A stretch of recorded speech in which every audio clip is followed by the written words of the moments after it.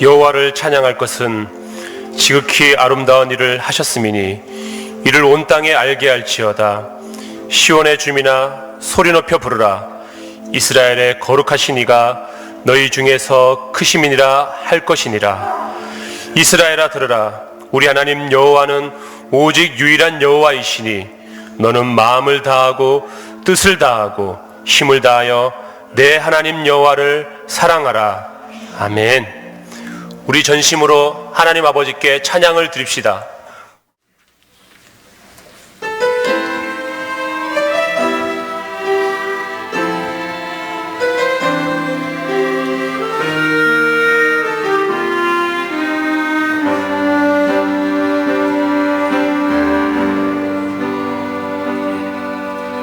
주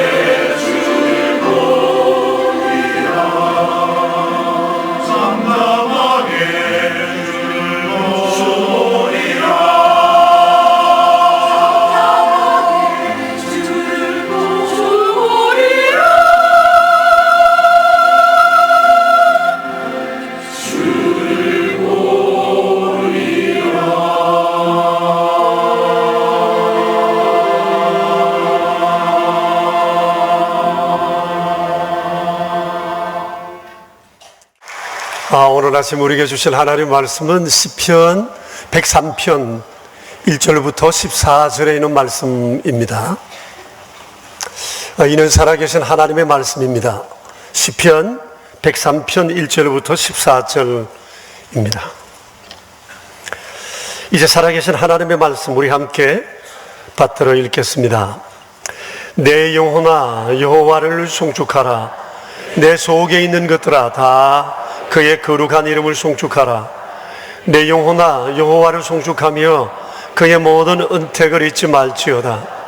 그가 내 모든 죄악을 사하시며 내 모든 병을 고치시며 내 생명을 파멸해서 속량하시고 인자와 긍휼로 관을 씌우시며 좋은 것으로 내 소원을 만족하게 하사 내 청춘을 독수리같이 새롭게 하시는도다. 여호와께서 공의로운 일을 행하시며 억압당하는 모든 자를 위하여 심판하시는도다. 그의 행위를 모세에게 그의 행사를 이스라엘 자손에게 알리셨도다. 여호와는 긍휼이 많으시고 은혜로우시며 노하기를 더디하시고 인자하심이 풍부하시도다. 자주 경책하지 아니하시며 노를 영원히 품지 아니하시리로다. 우리의 죄를 따라 우리를 처벌하지는 아니하시며 우리의 죄악을 따라 우리에게 그대로 갚지는 아니하셨으니 이는 하늘이 땅에서 높음같이 그를 경외하는 자에게 그의 인자하심이 크심이로다. 동이 서에서 먼 것 같이 우리의 죄과를 우리에게서 멀리 옮기셨으며 아버지가 자식을 긍휼히 여김같이 여호와께서는 자기를 경외하는 자를 긍휼히 여기시나니 이는 그가 우리의 체질을 아시며 우리가 단지 먼지뿐임을 기억하심이로다. 아멘. 여러분 시편 103편 분위기가 어떠세요? 읽어보셔서 아시겠지만 하나님으로 인해 행복에 겨워 어찌할 줄 몰라 하는 성도의 아름다운 신앙 고백이 가득 차 있습니다. 제목으로 요약해서 표현한다면 참 좋으신 나의 하나님 감사합니다. 이런 고백입니다. 시편 150편 전체의 제목도 하나로 제게 요약해서 말하라면 참 좋으신 나의 하나님 감사합니다 라고 말하고 싶습니다. 시편 이 103편은 다윗이 기록한 것으로 되어 있는데 내용을 보면 다윗의 인생사 전체를 망라한 그의 신앙 고백이다고 볼 수 있습니다. 아마 성경을 좀 읽으신 분들은 오늘 이 시편 내용을 읽으시면서 이런 내용과 관련된 다윗의 삶에 나타난 여러 사건들을 아마 기억할 수 있을 것 같습니다. 아무튼 시편 103편을 읽으면 하나님으로 인해서 아주 행복해하는 다윗의 모습을 우리가 충분히 연상해 볼 수 있을 것 같습니다. 뭐가 그리 좋았던 것일까요? 뭐 때문에 이렇게 행복하다는 고백을 했을까요? 그래서 오늘은 이에 대해서 살펴보려고 합니다. 무엇이 다윗을 이렇게 행복하게 했을까? 다윗 안에 있는 이 기쁨과 감격이 내 안에도 지금 있는가? 그것을 한번 돌아보는 시간이 되었으면 좋겠습니다. 다윗은 자신이 행복하게 되었던, 하나님으로 인해서 하나님의 자신을 행복하게 해 주셨던 이유에 대해서 한 6가지를 얘기하고 있는데, 그 첫째는 자신의 죄가 주로 인해 사함 받았기 때문이다고 고백을 합니다. 내 모든 죄를 주께서 사해 주셨다는 겁니다. 아마 이 감격이 다윗의 평생 같은 것 같습니다.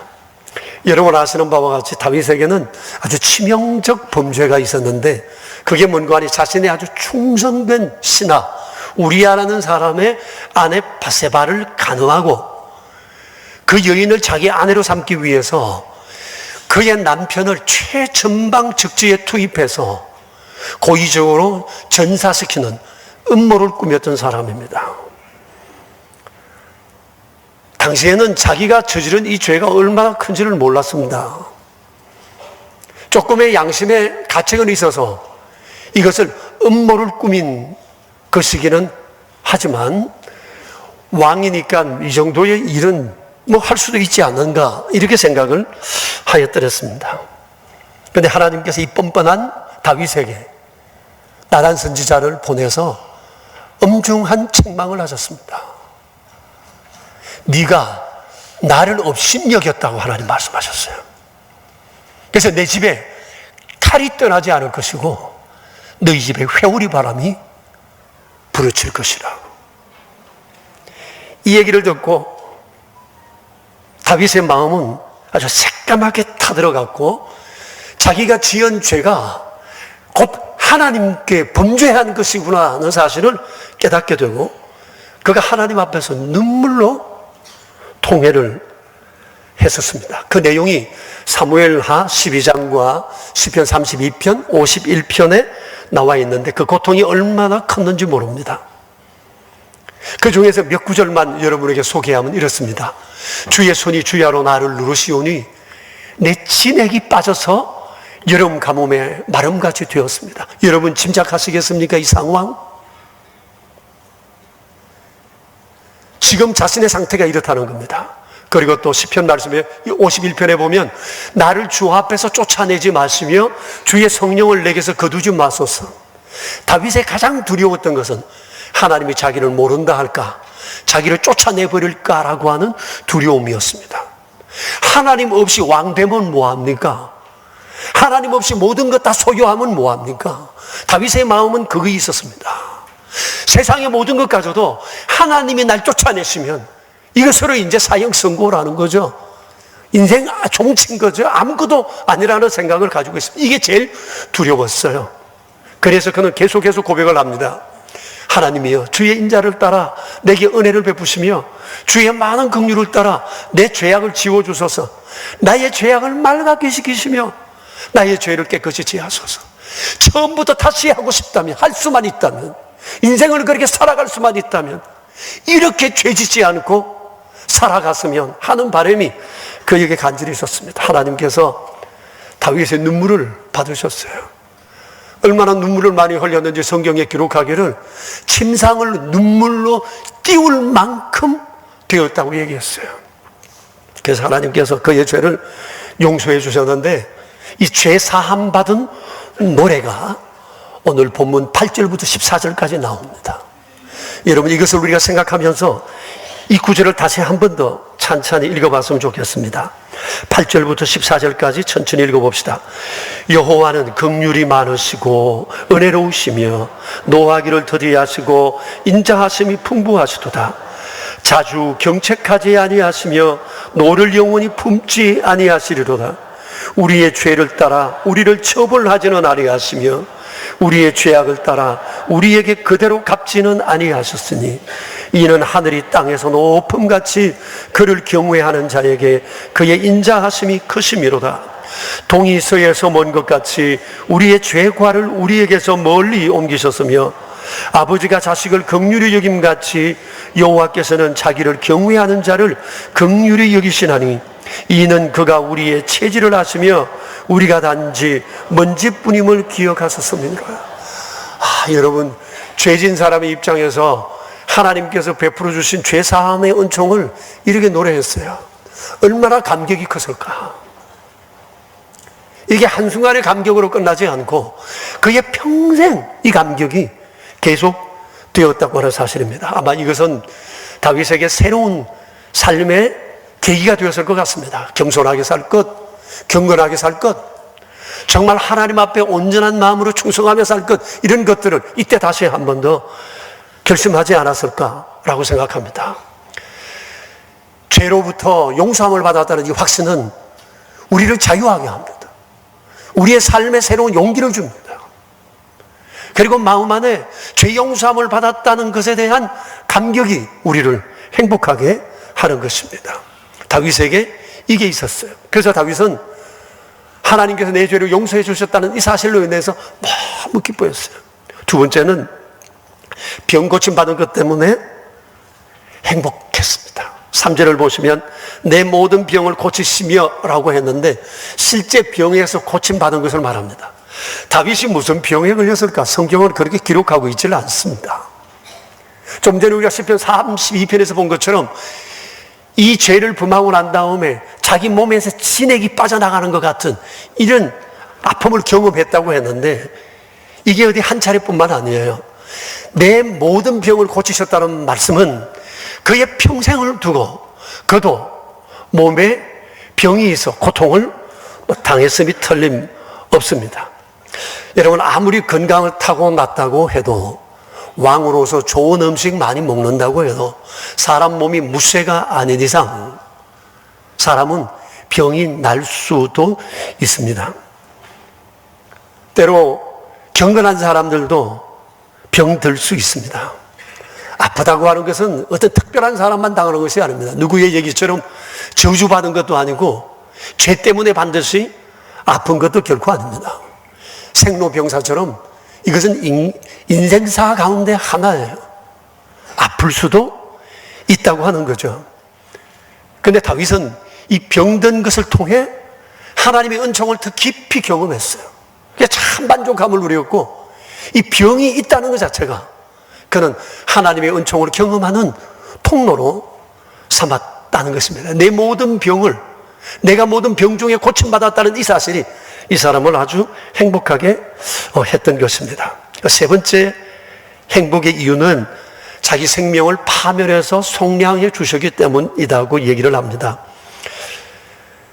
생명을 파멸해서 초죽음의 상태, 멸망의 상태에서 구해 주셨다는 겁니다.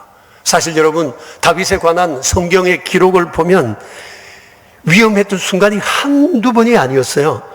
왕이자 장인이었던 사울 임금으로부터 살해의 위협을 당했죠. 계속 다윗을 죽이려고 쫓아다녔죠. 수많은 전쟁에 나가야 했죠. 자기 아들이 자기에게 쿠데타를 일으켜서 아버지를 왕자리에서 끌어내렸죠. 그때 수많은 신하들이 자기를 배신했죠. 인간적인 배신감 이루 말할 수가 없었습니다. 초죽음의 상태가 너무너무 많았는데, 정말 그의 고백처럼 파멸에 이를 상황들이 있었는데, 그럼에도 불구하고 그가 생존했던 것은 그가 꾀가 많아서거나 힘이 있었거나 모략이 있었거나 주변에 도와주는 사람이 많았다거나 그가 피할 수 있는 동굴들이 많아서도 아니었어요. 다윗의 고백은 하나님이 나를 도와주셨다는 겁니다. 그래서 지난 세월 속에 자신의 삶 속에 행하셨던 하나님의 이 은총들을 기억하며 되새기며 지금 감사했고, 그로 인해 도우신 하나님의 손길을 의식하며 그는 너무 행복하다는 것을 지금 고백하고 있습니다. 그러니까 네 번째 보면 4절에 인자와 긍휼로 관을 씌워 주셨기 때문에 행복하다고 얘기를 해요. 여기 관을 씌워 주신다고 하는 것은 하나님께서 사랑을 베풀어 주시는데 그 사랑이 아주 두드러지게 표가 나도록 해주신다, 이런 의미예요. 하나님의 사랑을 도드라지게 나타내 보여주셨다는 겁니다. 그런데 사람들이 다윗을 많이 부러워했어요. 그리고 다윗에게 함부로 손댈 수 없겠다는 두려움도 있었어요. 여러분, 하나님은 하나님 사랑하는 사람들에게 하나님의 사랑을 표가 나게 해주십니다. 이것은 다윗의 전유물이 아닙니다. 믿음으로 사랑하는 모든 백성들을 향한 하나님의 은총입니다. 하나님은 우리의 삶이 표가 나도록, 하나님의 사랑받는 표시가 나도록 해주신다는 사실이에요. 아마 주변에 둘러보면 우리 중에는 이런 표가 나는 분들이 있어요. 하나님께 사랑받은 표가 두드러지는 사람도 있고, 아직까지 그러지 못한 분들도 있지만, 우리가 분명히 기억해야 할 것은 반드시 하나님은 그의 백성들에게 사랑받는 증거를 확실히 나타내 보여주신다는 사실입니다. 인자와 긍휼로 관을 씌워 주실 날이 있을 줄로 믿습니다. 다윗은 지금 그것을 고백하면서 자신의 삶의 여정 속에 하나님이 행하셨던 이 놀라운 일들을 생각하면서 지금 아주 행복해하고 있어요. 그리고 5절을 보시면 좋은 것으로 자신의 소원을 만족해 주셨기 때문에 행복하다는 겁니다. 다윗이 기록한 시편이나 사무엘상하나 역대상을 보면 다윗은 삶에 문제가 있을 때 하나님 앞에 기도 참 많이 했어요. 소원을 많이 아뢰었어요. 정말 생명 파멸 중에도 그는 하나님을 놓지 않고 구했는데, 그 고백입니다. 그때 하나님께서 내 소원을 들어주셨다는 겁니다. 얼마나 기쁘겠어요. 좋은 것으로 내 소원을 만족해 주셨다. 그냥 좋은 것이지만 내 소원보다 더 좋은 것으로, 내가 구하는 것보다 더 좋은 것으로 채워주셨다는 고백이거든요. 여러분 얼마나 기분이 좋았을까 생각해 보세요. 내 말이 하나님께 먹힌다. 여러분 어떻게 생각하세요? 기분 좋지 않아요?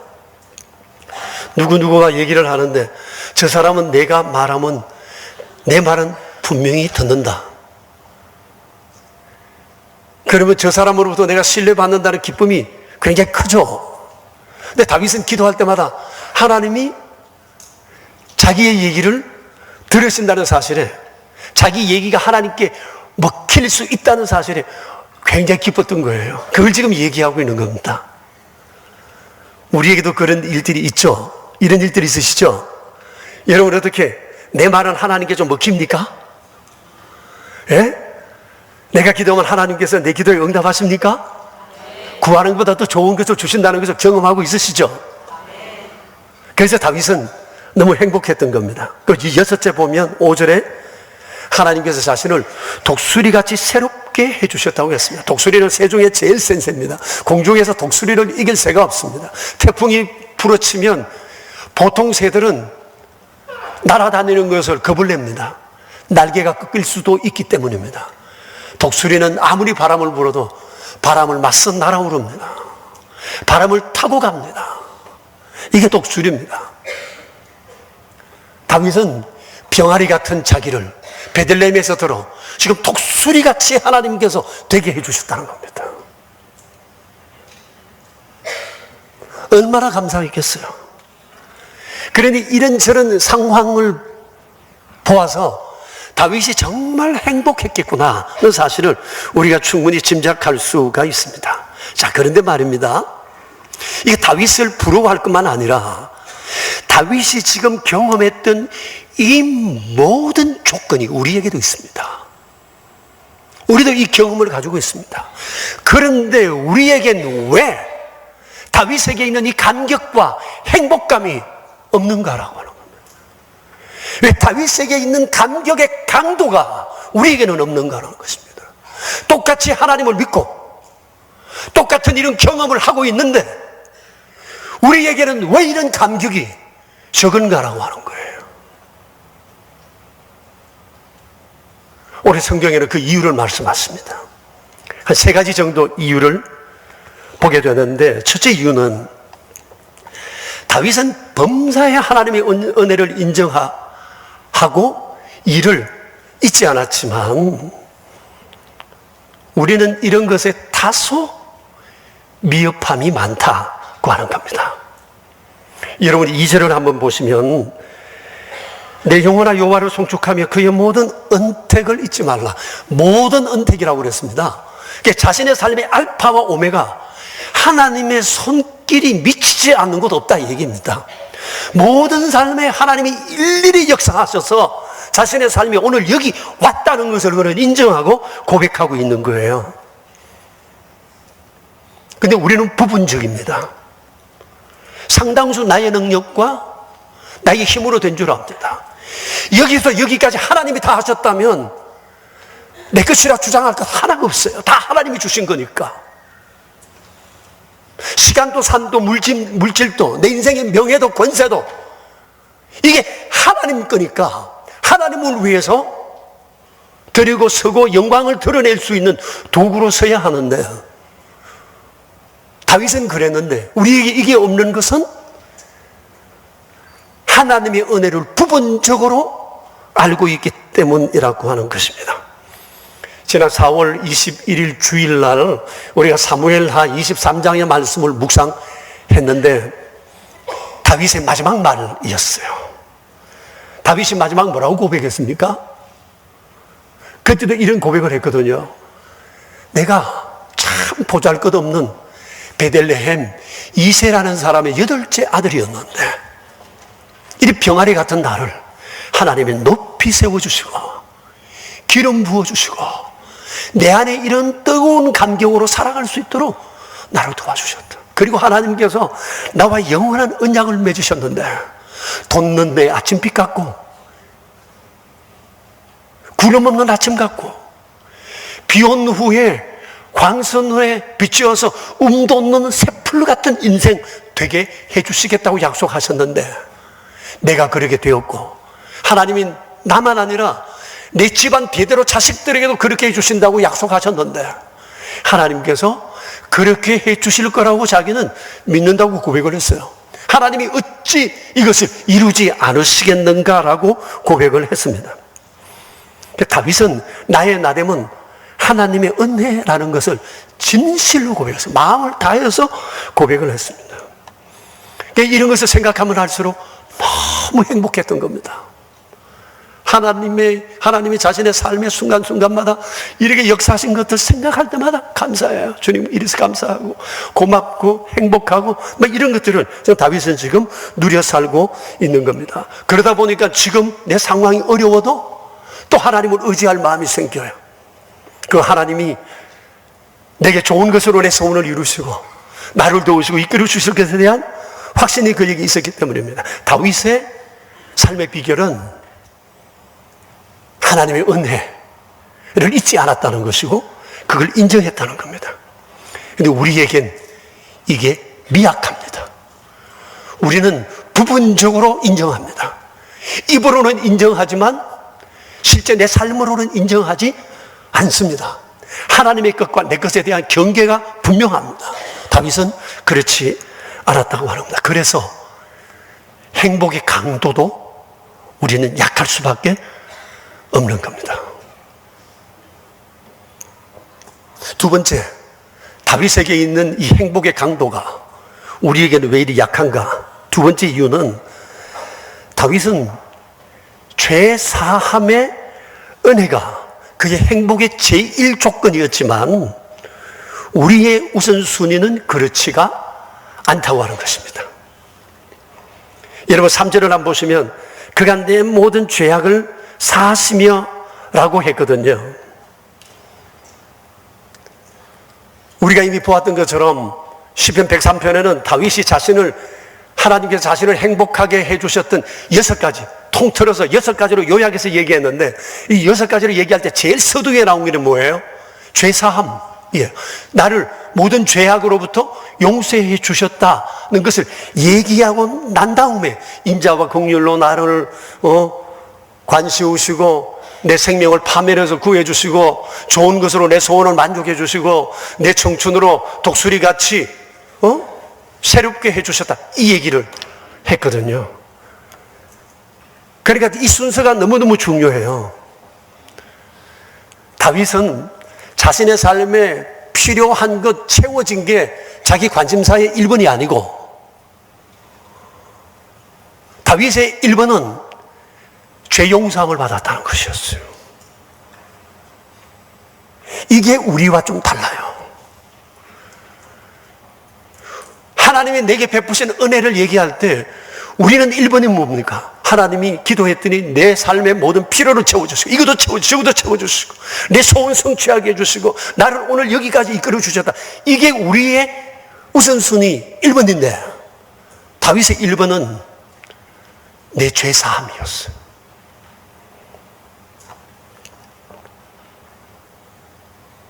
일반적으로 그렇지 않거든요.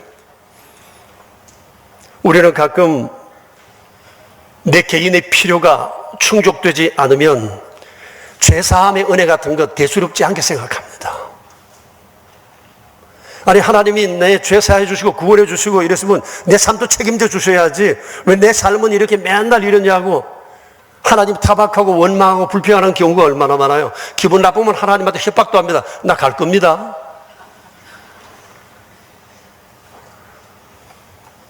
이게 다윗과 우리의 차이예요. 다윗은 하나님을 떠날 수 없어요. 성경을 보았듯이 그가 어려움을 당한 게 수없이 많았잖아요. 죄사함 받고 난 다음에도 어려움이 무지하게 산재했지만 그러면 수십 번 주를 떠났어야죠. 근데 주님 옆에 꼭 붙어 있어요. 다윗에게 중요한 건 내 삶에 필요한 것이 채워졌다는 것이 아니라 주께서 내 죄를 용서하시고 내 삶을 근본적으로 바꾸어 주셨다는 것이 그의 감격이었어요. 주님을 떠날 수 없는 거죠. 주님 옆에 꼭 붙어 있는 거예요. 여러분, 우리 그리스도인에게 있어서 가장 큰 은혜는 내가 죄 용서함을 받았다는 거예요. 죄 사함 받았다는, 우리 기독교인의 출발은 죄 사함 받은 데서부터 출발해요. 여기서 구원이 있어요. 여기서 하나님과 우리 사이가 화평하게 되었어요. 만일 죄 사함 받은 감격이 내게 없으면 어쩌면 나는 하나님과 상관없는 자일 수 있어요. 교회 등록했다고 해서 하나님의 자녀 된 건 아니에요. 구원받은 건 아니에요. 죄 사함을 받음으로 그리스도인이 되는 겁니다. 하나님과 관계를 가지게 되는 거거든요. 그러니까 다윗의 기쁨의 근원은 기도 응답이 아니고 죄 사함 받은 거였어요. 왕이 된 게 아니고 죄 사함 받은 거였어요. 근데 우리의 기쁨의 근원은 그건 그저 형식적으로 패스하는 것이고, 내 소원 정치, 내 삶에 주로 인하여 일어난 놀라운 부요한 것들이라고 생각할 수 있습니다. 저도 한때 그랬어요. 뭐 들어서 아시겠지만 제가 처음 교회 나갔던 때가 교회 유치원 다닐 때거든요. 그러니까 그때 교회 다녔지만 심심풀이로 왔다 갔다 했어요. 그러다가 고등학교 1학년 때까지 교회를 쉬었어요. 그러다가 고등학교 1학년 때 우리 아버지가 몸이 너무 아프셔서 돌아가실 때가 되어서 우리가 집단 개종을 하고, 그때 우리 집안이 꼭 같이 교회 등록을 했어요. 그게 고등학교 1학년 때 내가 처음 교회 정식으로 등록했을 때입니다. 그리고 난 다음 저는 또 그 다음 또 쉬었습니다.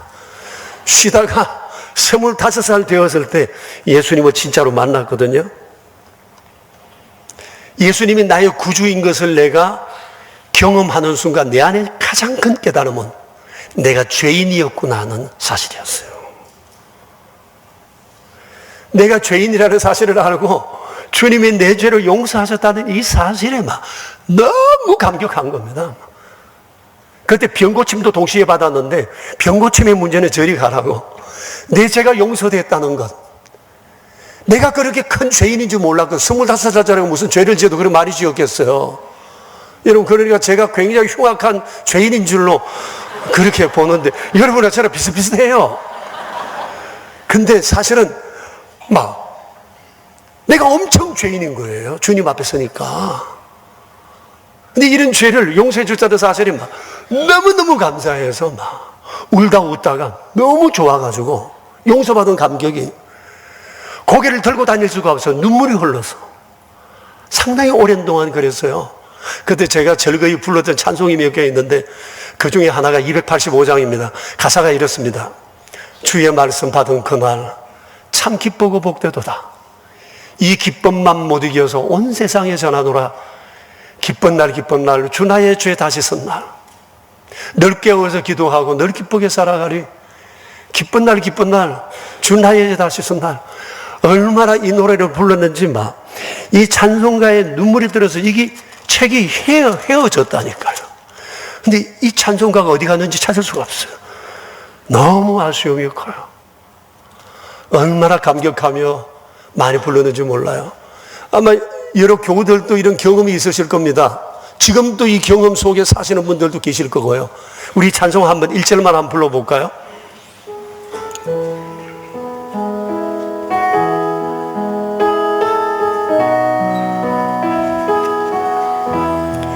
주의 말씀 받은 그날 참 기쁘고 복되도다.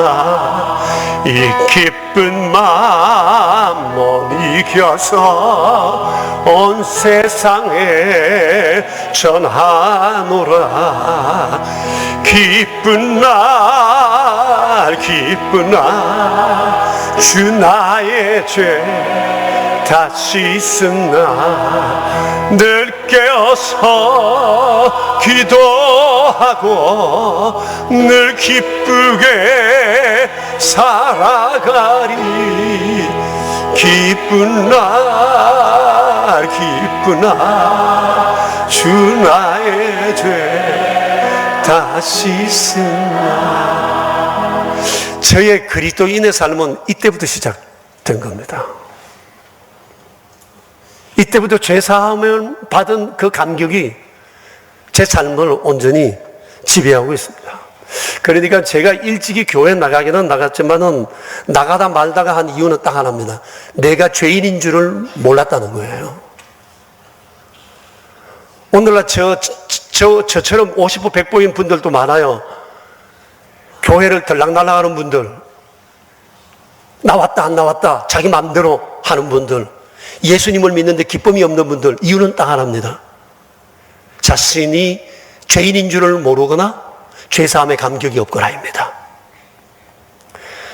우리의 삶에 이것저것 아무리 채워져도 어린아이 장난감처럼 잠시는 기쁜데 지나가면 또 식어지는데, 죄사함의 감격은 영원히 식어지지 않아요. 식을 줄을 몰라. 이거 없으면 제멋대로 되기 쉬워요. 예수님을 믿어도 감격이 없어요. 기쁨이 없어요.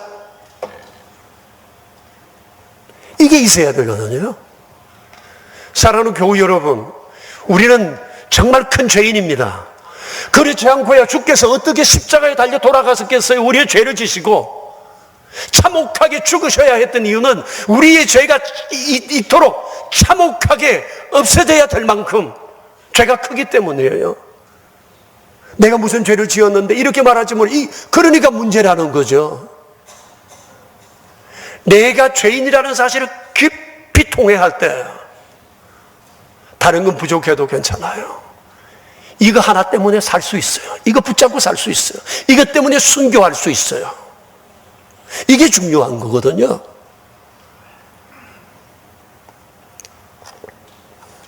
다윗이 행복감으로 충만했던 것은 바로 이것 때문이었습니다. 그래서 그는 행복의 조건이 많았는데 그 중에 첫 번째가 죄사함 받은 겁니다. 나머지는 부차적인 것이었다 꼭 고백하고 있어요. 그의 기쁨의 근원, 행복의 근원은 죄사함, 여기서부터 솟아나는 샘물 같은 이 기쁨이 그에게 있었습니다.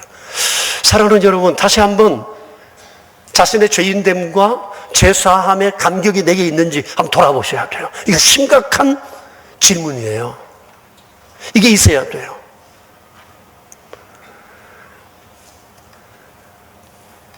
왜 다윗에게 있는 이 행복의 강도가, 감격이 우리에게는 적은가, 없는가? 그 이유는, 세 번째 이유는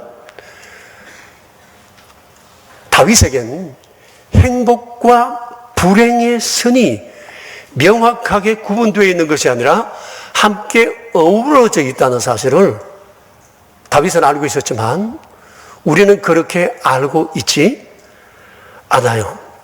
일반적으로 행복이란 불행한 일이 끝나면서부터 시작되는 거라고 생각합니다. 불행 끝 행복 시작이라는 논리 속에 살아가는 사람이 굉장히 많습니다. 그런데 여러분, 이건 현실성이 없는 얘기예요.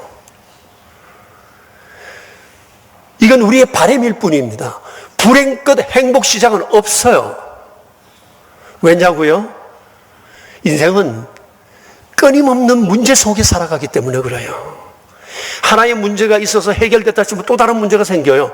큰 산을 넘었다 싶은데 또 소소한 문제들이 계속 생기는 겁니다. 이게 우리 평생 계속돼요. 자, 불행 끝 행복 시작이라는 논리 속에 사는 사람들은 이런 문제 속에 계속 살다 보면 이런 생각을 합니다. 자신이 불행하다는 거예요. 난 한 번도 행복해 본 적이 없다고 생각하는 겁니다. 정말 그런가요? 불행 끝 행복 시작이라는 논리는 우리에게 자칫하면 염세주의로 빠지게 하고 나는 정말 행복을 한 번도 경험해보지 못한 사람으로 생각한다는 거예요. 근데 그렇지 않잖아요. 오늘 여러분 시편 103편을 봤죠. 여기 보면 다윗의 행복한 상황과 불행한 상황들이 함께 뒤엉켜 있어요. 보세요. 모든 죄악 한두 가지가 아니에요. 모든 병 한두 가지 병이 아닙니다. 생명의 파멸이라고 했어요. 삶의 문제가 엄청나게 컸다고 말하고 있으면서 자기는 지금 행복을 노래하고 있는 겁니다. 다윗이 행복을 노래한다고 해서 그의 불행이 시작되다가 끝나고 여기서부터 행복하다, 이게 아니잖아요. 지금 여전히 불행한 일, 삶의 문제들이 있어요. 이 속에 행복을 노래하고 있는 거예요. 이게 믿음의 비결입니다. 어떻게 그게 가능하죠? 하나님이 살아계시니까. 참 좋으신 하나님이 내 하나님이니까. 참 좋으신 하나님이 나를 참 좋게 대해 주실 것이니까. 참 좋으신 하나님께서 세상을 온통 주관하고 계시니까. 이 참 좋으신 하나님, 나와 함께 계시는 그분을 바라보고 불행한 삶의 문제 속에서 하나님과 함께 불행을 삶의 과정으로 여기며 함께 겪어가는 거죠. 그러면 오늘 103편의 제목이 뭡니까? 다윗의 불행한 과거. 이게 제목이 되겠습니까? 다윗은 불행했다. 이게 제목이 되겠어요? 103편의 제목이 뭐예요? 참 좋으신 나의 하나님 감사합니다. 이 내용에서 그거밖에 찾을 게 없어요.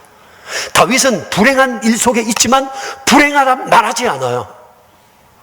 너무 행복한 거예요. 평생 그랬을 것 같아요. 이 시편을 기록하는 중에도 그의 삶에는 여러 문제들이 계속 생겼습니다. 다윗이 마지막 죽는 순간까지 문제가 있었어요. 왕위 다툼에 여러 문제들이 있었거든요. 그래서 왕이었지만 문제가 끊임없이 계속되었습니다. 그것을 우리가 아는 것은 오늘 시편 103편에 서여진 시제가 대부분 현재 완료형과 미완료형이에요. 이게 무슨 말입니까? 계속 진행 중에 있다는 겁니다. 또 진행되어져 가고 있다는 거예요. 이제 막 마무리 되어 가는 시점이라는 얘기입니다. 그러니까 그의 삶 속에 문제가 끊이지 않고 계속되고 있다. 그러나 참 좋으신 하나님으로 인해 이 문제를 새롭게 보면서 그 속에서 그는 기뻐하고 있다는 겁니다. 그러니까 불행 끝 행복 시작이라는 논리는 없어요. 사람이 그저 바램일 뿐이에요. 불행 속에서 불행과 행복은 함께 어우러져 있는데 불행 속에서 하나님으로 인해 행복을 경험하는 것, 이게 그리스도인의 삶이라고 하는 것입니다.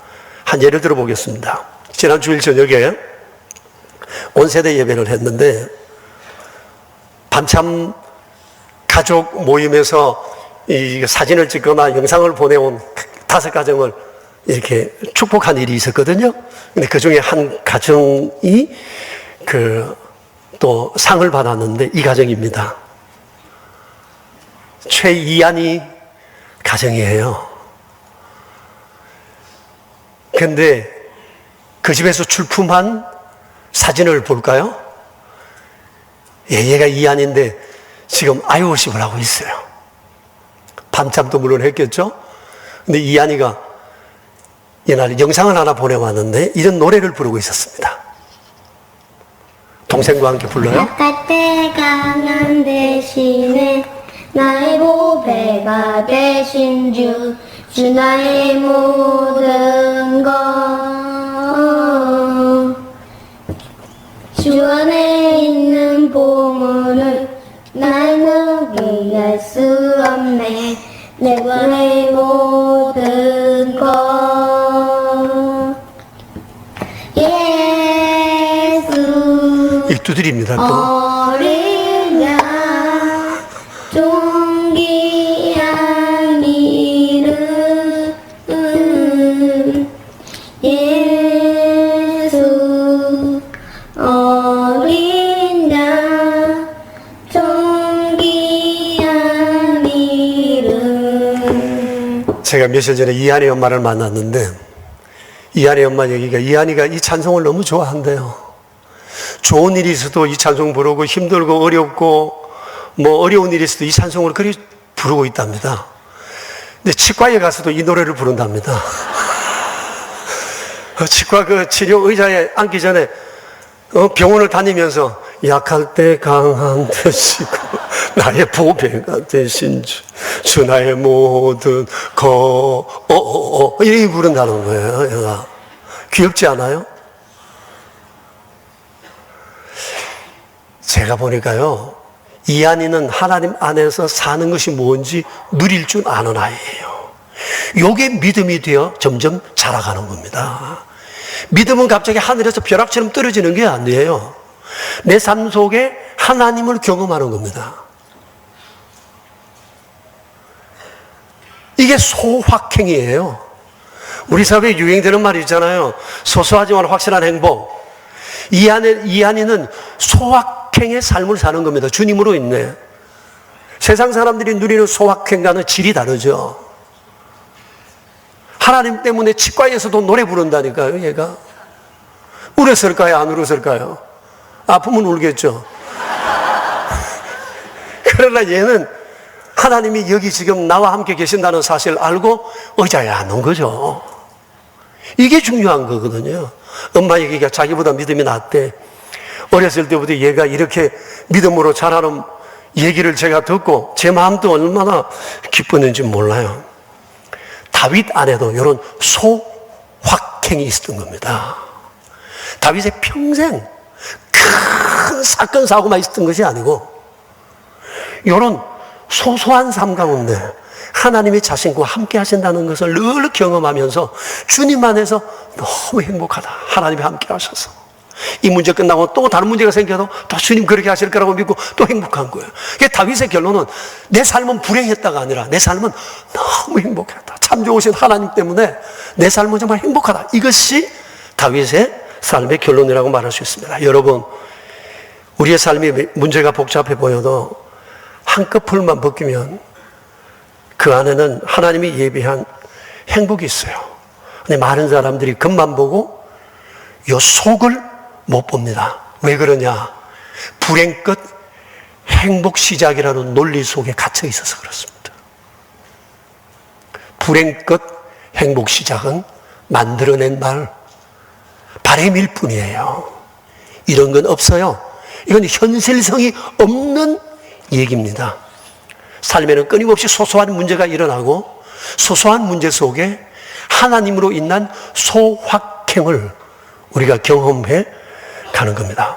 오늘 시편 103편, 이것은 다윗의 삶에 문제가 다 없어지고 난 다음에 그가 이 고백을 한 것이 아니라 문제는 끊임없이 계속되지만 살아계신 하나님이 여기 나와 함께 계시고 참 좋으신 나의 하나님 여기 계시니 그 주께서 나를 사랑하시는 그 마음으로 나를 이렇게 이끌어 가실 거라는 그 확신이 그로 하여금 어려움 속에서 기뻐하고 감사하고 행복할 수 있었던 것입니다. 삶은 해석입니다. 어떻게 해석하느냐에 따라서 결론은 달라집니다.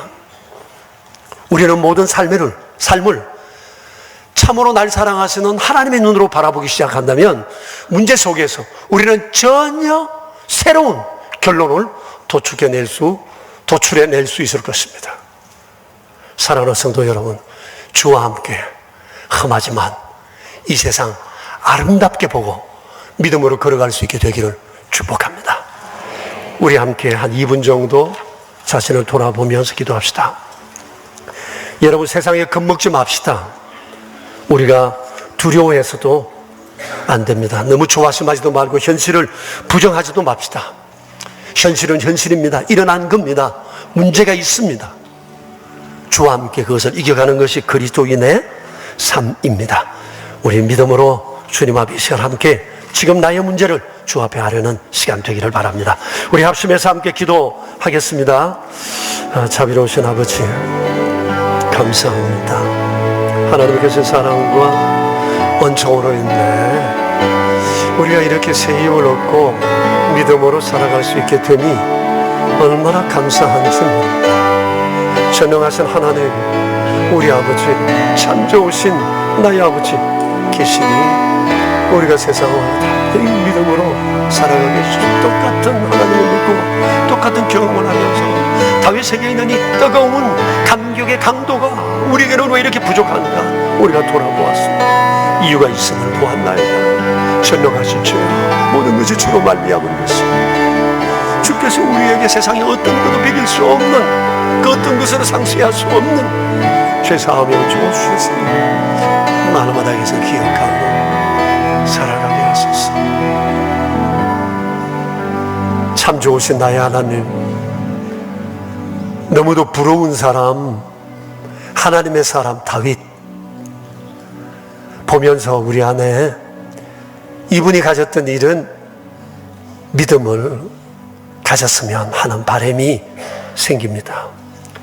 그의 삶에 불행한 일들이 끊임없이 계속되었지만 그는 한 번도 내 삶을 불행하다 결론 내리지 아니하고 너무 행복하고 참 좋으신 하나님께서 살아계셔서 여기 나와 함께 계시니 내가 무엇을 두려워하며 살아갈 것인가 고백하며 살았습니다.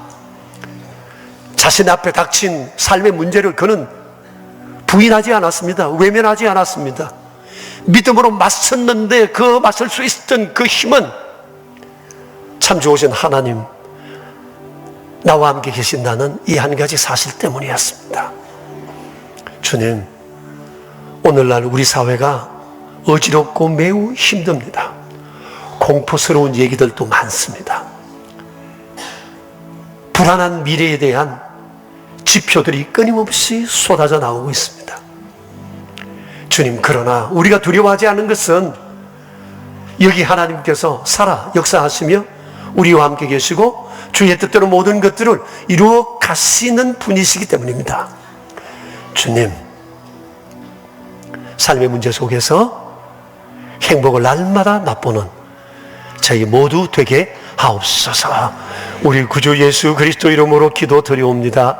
아멘. 참 좋으신 나의 하나님, 아버지의 은총으로 저희가 여기까지 살아올 수 있게 됨을 감사드리며 우리의 미래의 불투명한 여러 상황들 앞에서도 소망할 수 있게 하신 것을 감사합니다. 베풀어 주신 지난 세월 돌아보며 또 앞으로도 우리와 함께 하사 인도하실 전능하실 주님을 바라봅니다. 그리고 여기 베풀어 주신 은총을 기억하며 귀한 예물 구별하여 드리옵니다.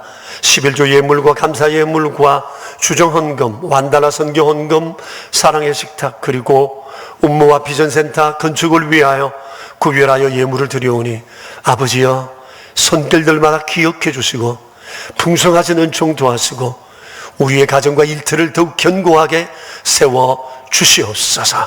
우리 구주 예수 그리스도 이름으로 기도드리오며 이제는 왕 되신 우리의 삶의 반석이신 주 예수 그리스도의 은혜와 만복의 근원 되신 아버지의 크신 사랑하심과 성령님의 교통하심이 여기 모인 저희들과 명선의 모든 가족들과 저희들의 교회 위에 이제로부터 영원히 함께 계시옵기를 간절히 축원하옵나이다. 아멘.